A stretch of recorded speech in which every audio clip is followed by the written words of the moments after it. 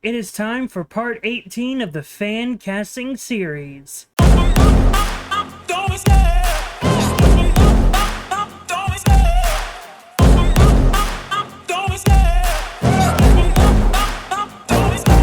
love the chase and the hunt, and I set the pace when I'm running. I always take what I want and I always give it 100. Don't need a bank, no I'm funded. Play the game like it's nothing. I'm always thankful for something. Don't take for granted, stay humble. Now wake up! It's time to look at the enemy. Look in the mirror if he is no friend to me. Hello everyone and welcome back to Pitch This here on the MrEliMac YouTube channel. I'm your host MrEliMac, and today I am back with part 18 of the fan casting series. And again, this is going up on a Friday, the same week that part 17 went up, and it's very much the reason for that is just, hey, I want to try to get through this series. Like, again, we're almost done with the series, and so I just want to be able to get to that finish line a lot quicker. But we're on part 18. We're going to be focusing on two projects: the movie Wonder Woman Love is a Battlefield and the TV show Flash Born to Run. And I want to go ahead and preface this: Flash Born to Run, there are a lot of characters in it because it is the She-Hulk Attorney at Law analog, and with She-Hulk there were just a lot of characters in it, even if they were one-offs. And I wanted to do the same with Flash Born to Run, and since there are a lot of characters that are very much just, they're gonna pop in for one episode and not pop in again, I very much just, hey, here are the characters, here's who I'm casting. I'm not gonna go into a full explanation because there are a lot of characters, so we're just gonna keep on going. And just imagine it as, these are characters that would have popped up in Ryan Gosling Flash's universe. Some of them are new, and I'll specify which one are the new characters that are debuting for the first time against Wally's Flash, and some other characters are like, oh no, they were around during Barry's Flash, and we're seeing that connection. And yeah, that's sort of for the Flash one. And the Wonder Woman, there's only 3 new characters that I'm going to be talking about, and so that's why I can sort of fly through that one a little bit quicker. But before I get into the fan casting, please be sure to hit the like button and subscribe to the channel. That way you can be up to date with all the videos I have here on the channel. Also hit the notification bell. That way you can be notified whenever a new video like this comes your way. And so let's get into the fan casting, starting with Wonder Woman Love is a Battlefield, which is the Thor Love and Thunder analog. And so for this one, there are only really 3 new characters, and that's the main antagonist and 2 other characters that will be important to the future of the Wonder Woman franchise. And so let's do those new characters first before the main antagonist. And for the first one, it is Tupa, the Brazilian god of thunder and lightning. He's sort of the leader of the gods in that. And this film is also going to be doing sort of the same that what Thor Love and Thunder did, and that is introducing new characters or new pantheons that we haven't touched upon. And we're going to the sort of Brazilian gods because those are very much important to some of the more recent stuff that Wonder Woman has been doing. And for Tupa, I'm casting Rodrigo Santoro. Rodrigo Santoro is a fantastic actor in my opinion. He's an actor that has appeared in 300. I surprisingly first saw him in Love Actually, and I really did enjoy him in that role. And very much, I think he could do a really great job sort of being like the main deity of the Brazilian gods, and because of his connection to the character I'm about to mention, I think that he could do a really great job. So Rodrigo Santoro is Tupa. And next up is the character who would only appear in the mid-credit sequence, but would appear in the future, maybe, depending on what they do with Thor 5, and that is Yara Flor, who was introduced as the new Wonder Woman, but now is very much Wonder Girl in the comics. And Yara Flor would be played by Bruna Marquezine, and she's best known for playing sort of the main love interest in Blue Beetle, the most recent Blue Beetle movie, and I really enjoyed her in that film. I thought she did a really great job playing more than just the stereotypical love interest. She was a very proactive character, and she was able to prove the fight sequences, and I think Bruna did a really great job in that role, and I really would like to see Bruna play a more action-oriented character like Yara Flor, and I think she would do a really great job. So Bruna Marquezine is Yara Flor.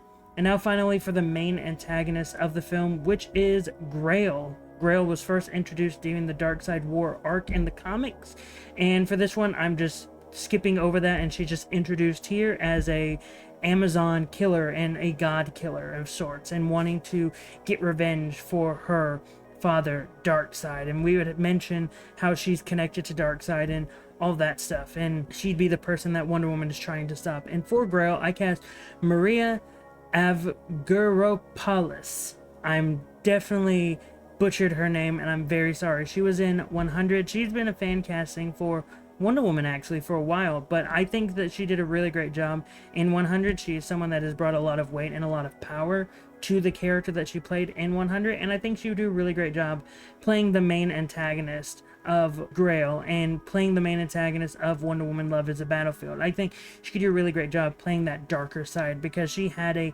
darkness in her in 100, and being able to bring that up to the main surface, I think she could do a really great job. So Maria Avgeropoulos as Grail. And now we move over to the TV show Flash Born to Run. Again, this is the She-Hulk Attorney at Law analog, which is sort of focusing on this show is very much focusing on Wally West sort of fully getting into his own as the Flash, becoming the Flash.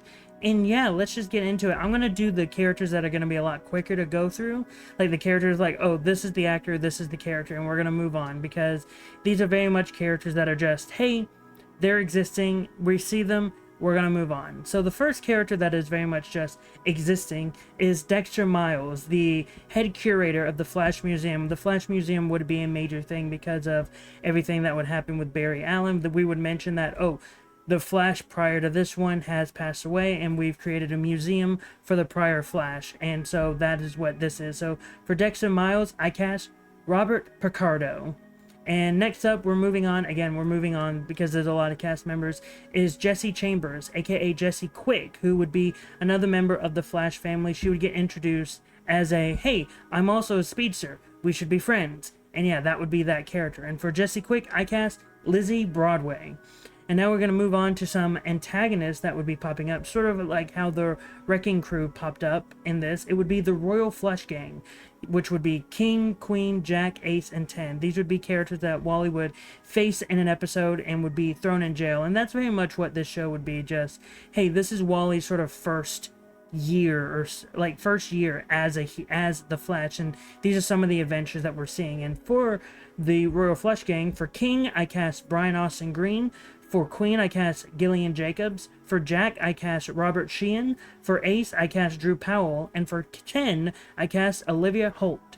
Next up is another character that would be introduced as sort of like, oh, I'm a heroic character, but I'm actually a more villainous character, and that is Marcus Alias, aka Alpha Centaurian. He would be introduced as a heroic character, but then it would get revealed like, oh, you're actually more of a douchebag type character. And again, Flash Born to Run would be more of the comedy type show, and we would be introduced to this character. It would be like, look at this comedy character that's trying to show that he's more Greek-like, but he's not really a cool character. And for Alpha Centaurian, I cast Jimmy Tatro.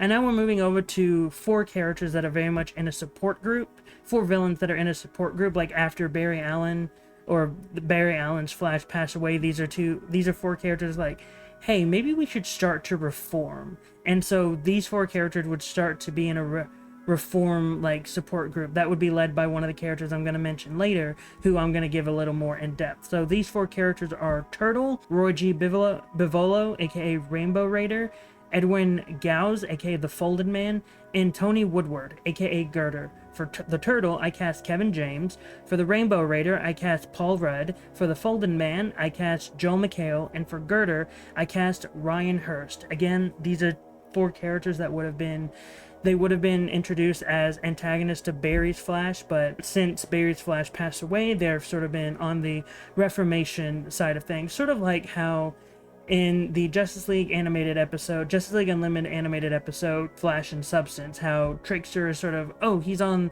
the reform side. They're 4 characters like, oh, we're sort of being reformed because of stuff that have happened. And that's sort of the direction I would go for some of these characters that would get introduced. Other characters like the Royal Flush Gang are very much, oh no, we're antagonists. Next up is another character that would serve as an antagonist for an episode, and that would be Lucas Elrod, aka Man Missile. And for Man Missile, I cast Greg Finley, who actually played the character of Girder in the Flash TV show, but here he's playing another smaller character. And now we're going to move on to the characters that I'm going to put a little bit more emphasis on. First up is sort of the main love interest of Wally West, and that is Linda Park. Linda Park would serve as, again, the main love interest of Wally West. She would sort of be introduced as someone that wants to get the story, who like has a crush on the Flash and sort of wants to interview the Flash, but can never actually get to that opportunity until she finally gets to it in like the final episode. But there would be a moment outside of the costume for Flash where Wally and Linda would meet each other and they would talk and they would start to have a flirtatious relationship, but still Linda is like sort of, oh, I have a crush on the Flash though. And then it would be sort of, oh, Linda starts to find out that Wally is the Flash. And for Linda Park, I cast Ellen Wong. Ellen Wong, best known for Glow and Scott Pilgrim versus the World. I think she's a great actress. I think she is someone that could do a really great job in this role. And I want to see Ellen Wong do more things. I can't remember a lot of stuff she does. I only know Glow and Scott Pilgrim, but she's a great actress in those films. And I think she would do a really great job as Linda Park. So Ellen Wong is Linda Park. Next up is Jay Garrick. Jay Garrick would be making an appearance as sort of a mentor figure of Flash, seeing as how I would make mention to Jay Garrick was the Flash before Barry, but also Jay Garrick has very much retired. He doesn't want to do this superheroic stuff anymore. But since Barry has passed away and Wally's trying to take up the mantle, Jay has sort of stepped in as like, hey, let me help you take the ropes of being the Flash. And Jay would also be someone that is also training Jesse. At the same time, Jay is very much like, hey, I'm just trying to mentor speedsters at this point, trying to help them use their powers for good. And that's sort of Jay's description for this. And for Jay Garrick, I cast Jeffrey Dean Morgan. Jeffrey Dean Morgan is a character that can do lighthearted comedy and serious dramas, and he's able to make them work at the same time. And I think Jeffrey Dean Morgan could do a really great job playing a mentor figure for Wally, while also being able to bring levity and seriousness to the role. And I think that Jeffrey Dean Morgan, instead of having him play this grizzled veteran, have him play a character like Jay Garrick, who's like, yeah, I did this, it was fun, but now I'm retired. And have him play a lighter character. I think he could have a lot of fun with that. So Jeffrey Dean Morgan is Jay Garrick. Next up is Chester P. Runk, who in the comics is a bigger, like, big guy. You can see the image I have on the screen, but I'm definitely not going in that direction because I really don't want to go in that direction. And for Chester, and he would sort of be like the main best friend for Wally, the one that's helping him out with a lot of the stuff. And for Chester, I cast Jay Farrow. Jay Farrow is a funny comedian. He's a great actor as well. He can do a lot of great impressions as well. And I think Jay Farrow could do a really great job as Chester, being someone that's like, hey, we're friends and I'm going to be your guy in the chair. And that's sort of what Chester is. And I think Jay Farrow could bring a lot of that comedy as well, like being that wingman for Wally whenever they go out on dates, and when Wally first meets Linda Park, that sort of Jay, he's the wingman. And yeah, I think Jay Farrow could do a really great job. So Jay Farrow is Chester P. Runk.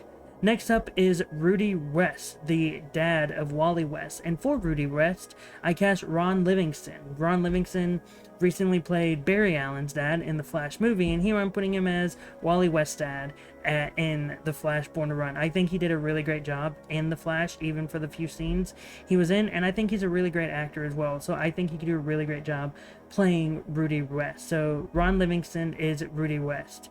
Next up is Mary West, the mother of Wally West. And for Mary West, I cast Naomi Watts. I think Naomi Watts is a fantastic actress, and I think being able to give her something like this could bring a little bit more levity to her character could be really great for her to not just be stuck in, I'm a serious actress. Like, no, you get to show the range of Naomi Watts and showing her comedy chops, and I think she could do a really great job. So Naomi Watts is Mary West. Next up is a character that was a major villain for Barry, but ever since some stuff, he's starting to go on the reform, sort of the one leading the support group.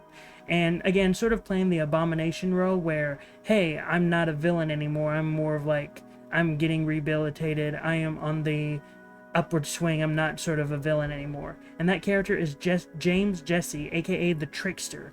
And the Trickster, again, I made reference to it in the Flash and Substance episode where Trickster is sort of on the mend and getting rehabilitated. I wanted to continue with that trend here, and I think Trickster could do could be a really good choice as a character that is being rehabilitated.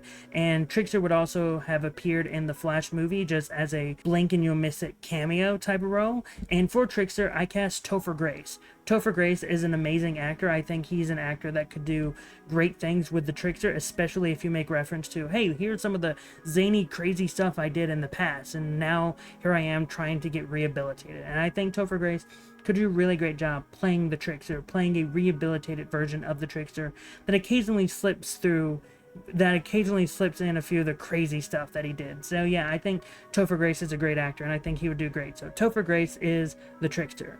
Next up is sort of the hero character, like the Daredevil cameo that would pop in. And for that character, it is Victor Stone, aka Cyborg. Cyborg would be a character that would appear, be like, hey, I'm someone that's making a stop in Keystone City because I'm hearing about this guy with dropping missiles everywhere, and like that's the Man Missile episode. And for Cyborg, I cast John Boyega. John Boyega is a fantastic actor. He did amazing as Finn. He's proven so much that how great of an actor he is, and I think being able to have a chance to play a superhero like Cyborg could be really great for him. I think that he could do a really great job as Cyborg, and I would love to see him play the character of Cyborg. So John Boyega is Cyborg. And finally, the character that would sort of serve as the main antagonist for a few episodes, but then sort of not really be the main antagonist, and that is Frankie Kane, aka Magenta. Magenta would be another person similar to Linda Park, but a little bit more to the extreme, that is obsessed with the Flash. She wants to be with the Flash, and she's like, if I can't be with the Flash, then no one can be with the Flash. And that would be sort of the character of Magenta, and that's mainly because in the comics, Magenta and Wally had sort of a thing at one time, like I think for a short period of time, and I just want to show that, but in a more chaotic sense. And for Magenta, I cast Lily James. Lily James is a fantastic actress. I've loved her in a majority of the stuff I've seen her in, and I think she could do a really great job playing Magenta, playing that crazy character that we would be able to see in Magenta, and being able to lose her mind that the Flash doesn't want to be with her, and especially going so far as harming the citizens of Keystone City. And I just think she could do a really great job. So Lily James is Magenta. And I know what you're all thinking. She-Hulk was a fourth wall breaking show. Would the Flash be breaking the fourth wall? Yes, I would have the Flash breaking the fourth wall, but only in this one show I would have him do that. And because of that, in She-Hulk, one of the main antagonists of the show was Kevin, the robotic version that is very much an allegory for Kevin Feige. And I would do the same here. So the main antagonist would sort of be the robotic allegory of me, Eli. And it would sort of be, he would be called Eli, but it would stand for Electronic Logistic Interface. No, wait, was that the one I came up with last night? No, it probably wasn't, but it would be something like Eli would be just a short form of what it actually stands for, and it would just be Wally and Eli just having a conversation, not having a fight between the two. It would just be Wally being like, hey, do you think this is a little much? I'm like, we're introducing a lot of characters in one show. Don't you think it's a little too much? And, Eli being like, no, this is what people want. People want to see the Flash Rogues Gallery, and I'm giving it to them. And Wally being like, yeah, they do, but this is it's a little too much. I think we should, reel it back in just a little bit, and Eli going, all right, fine. And so yeah, and Eli doesn't have a actor attached to the voice. I'm not doing that. I'm not telling you who's playing Eli. But yeah, that would sort of be the direction that I would go for the finale of the show. And yeah, that has been the fan casting for Wonder Woman Love is a Battlefield and Flash Born to Run. Again, I zoomed through the Flash Born to Run ones because they were just so many characters, and I'm like, I can't give a reason why I cast all of them. Like, you see the actors on screen, some of these actors, you can sort of get an idea of why I cast them, and also with me saying Flash Born to Run is a comedy, you get an idea because a lot of the actors I cast were quite a bit of comedic actors. But what were your thoughts on the fan castings? Did you like them? Did you hate them? Were you indifferent to them? Whatever your thoughts, post them in the comments down below. And again, don't forget to hit the like button and subscribe to the channel. That way you can be up to date with all the videos I have here on the channel.